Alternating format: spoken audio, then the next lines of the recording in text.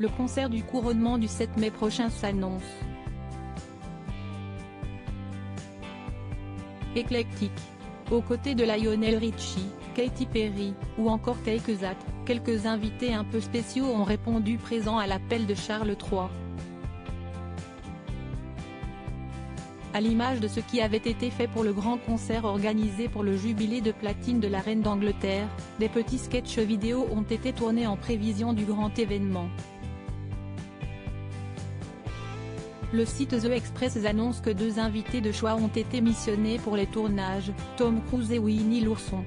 Si le premier est un ami de la famille royale, prenant le thé avec la reine à Windsor ou discutant avec William et Kate lors de l'avant-première de Mission Impossible, le second est l'ami de tous les Britanniques. Winnie l'ourson, créé par A. Milne, est l'un des joyaux de la littérature anglo-saxonne pour enfants, et sa présence devrait dérider l'assistance tout comme l'avait fait l'ours Paddington dans un sketch tourné avec Elisabeth II. Winnie et Charles III partageront-ils des tartines de miel, bio, ensemble à l'écran? Charles III offrirait ainsi un joli clin d'œil à sa mère, décédée en septembre dernier.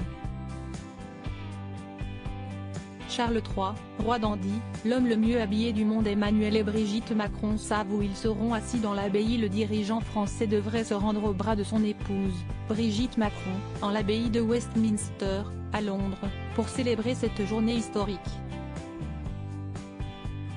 Comme l'a illustré le Daily Mail à travers un schéma publié ce vendredi 28 avril, Emmanuel et Brigitte Macron seront placés dans le coin des poètes, un lieu de l'édifice se trouvant non loin de l'hôtel où seront couronnés le père des princes William et Harry et la reine consort Camilla Parker Bowles.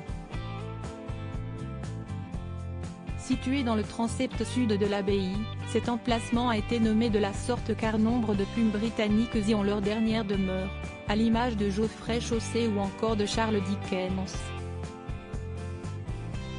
Le successeur de François Hollande et son épouse occuperont cette section de Westminster avec Jill Biden, sans son époux, le Premier ministre australien Anthony Albanese, la présidente de la Commission européenne Ursula von der Leyen ou encore Nikos Christodoulidis, le président de la République de Chypre.